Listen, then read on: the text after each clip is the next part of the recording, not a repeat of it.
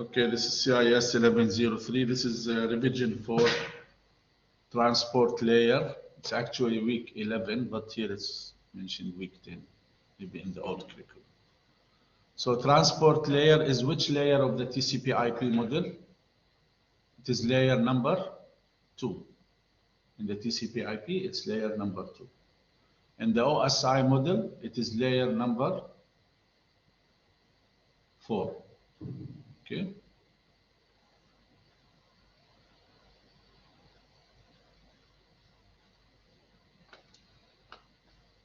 We will talk also about TCP and UDP and port numbers.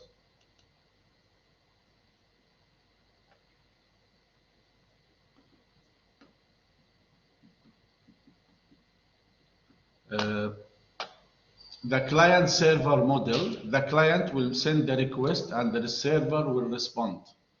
So the server and the network will provide services to the clients, such as email, web, and file. Email, this is the email server, runs email server software, and the clients use email client software. For example, we have Microsoft Outlook. Okay. Oh, thank you. Web server, thanks. Web server.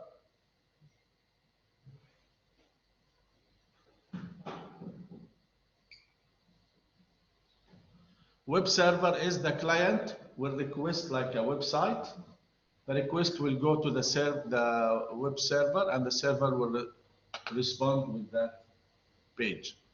We have also file server to exchange files. Here is one example. Here, the user here requests a web page. The request will go to the internet through the routers until it reaches the data server, okay, or the web servers. And from there, they will respond with that web page, okay? A web server is usually in a part of the network with other servers called a server farm. Okay, this is a server farm here. Please let me know if you have any question. There are two main protocols used for transport layer, TCP and UDP. Okay.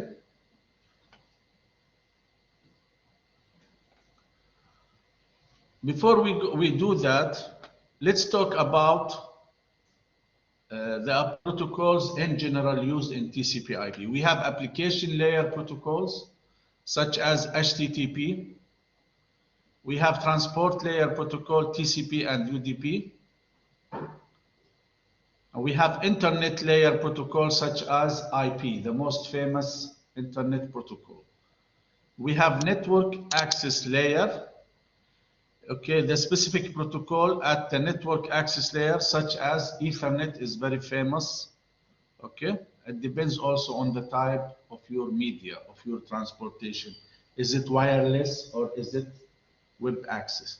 Please pay attention, leave your mobile. It's an important chapter. Okay. So here we have the TCP and UDP. There are differences between TCP and UDP. I will summarize it for you.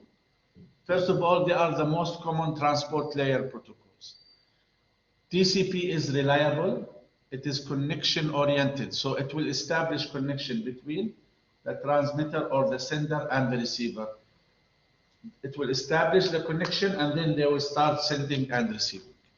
That's why it's connection oriented.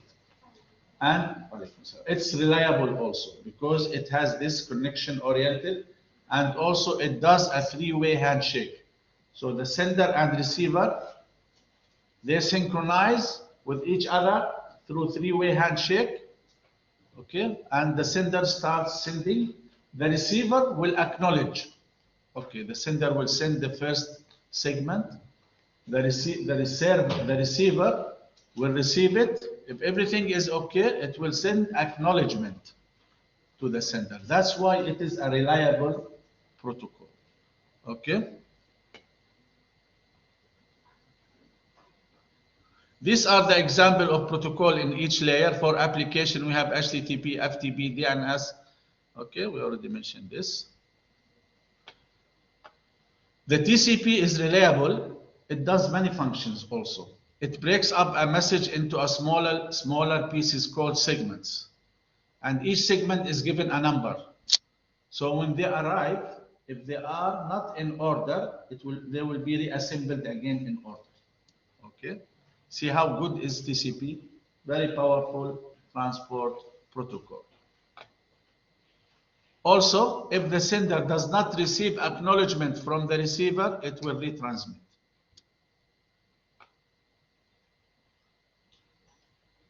On the receiving host, TCP is responsible for reassembling the message segments in orders and passing them to the application layer.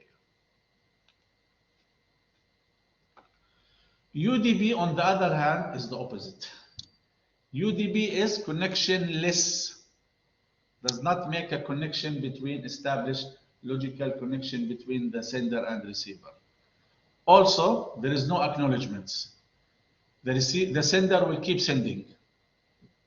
Okay, the receiver will receive, it will not reassemble, it will not send acknowledgement. Okay, similar like when you are watching something on YouTube. Okay, sometimes the quality, some clips are lost or something. They are not sent again. They just keep coming, right? So UDP is preferable with applications that use time-sensitive technology. The most common example for application that uses UDP is VoIP, voice over IP. Because when you make a telephone call over IP, the most important thing for you is the quality and the speed.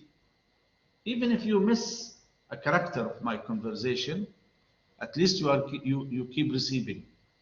I will not stop to resend that character, right? Let's say I say good morning and the R is dropped. Do I send the R? Do I say the R again and send it? No. So here the most common thing is transmission and speed. So UDP is used for that. Very good example is VoIP. Why it does not do an acknowledgement? Because acknowledgement will slow down the transmission. That's why UDP is faster. It has less overhead than TCP. This is an example. By the way, DNS here is using the UDP.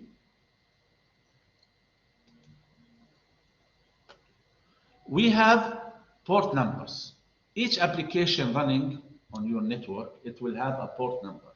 If you are running HTTP, what is the common, do you know the port number for HTTP? Have you heard about it? It's port 80. Internet browser uses port 80. Okay. So the port numbers, like when you are using your browser, you are sending the request to the server. We know that you are using port 80. So when the information come back, it will come back to port 80. It will not be mixed with your email or with Microsoft Word. Okay. We have different type of ports. We have well-known ports. We have, this is up from 1 to 1023. And then we have registered ports, okay, up to, from 1024 up to 49,000. And then we have private ports, and these are beyond 49,000. And this port can be used by any application, the private ports. These are the most common port numbers. You need to know these numbers, please. Okay, have a look at them. TCP for FTP, data 20, control is 21, telnet port 23. We go to HTTP port 80. Okay, HTTPS is secure version of HTTP. So HTTPS is secure version of HTTP, and it's using port 443. Okay. So when you are sending data or packet or segments, you are putting in the encapsulation the destination IP address and the port number. Okay, and you are putting the source port and the destination port. Okay.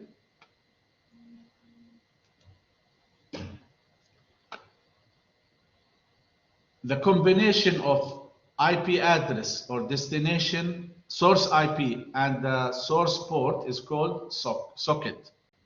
Socket is, or socket pair is the combination of the source IP address and source port number, or the combination of destination IP address and destination port number. They are called socket. Okay. For example here, this is my socket. What is the IP address? Can you look here? 192.168.1.5. Maybe it's not big enough. I know. And the port number is 1099. Okay.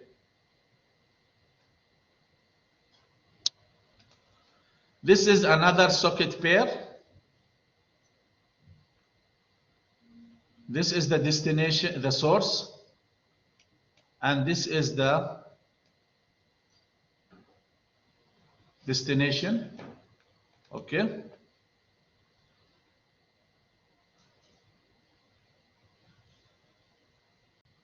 So this is the client socket, and this is the server socket. So this means that the server is sending a request, a reply on port 80. And we said port 80 is which application? Who can remember? HTTP, very good browser. So when I look at this, I know the server is replying a website. Okay. So the source port number acts as a return address for the requesting application.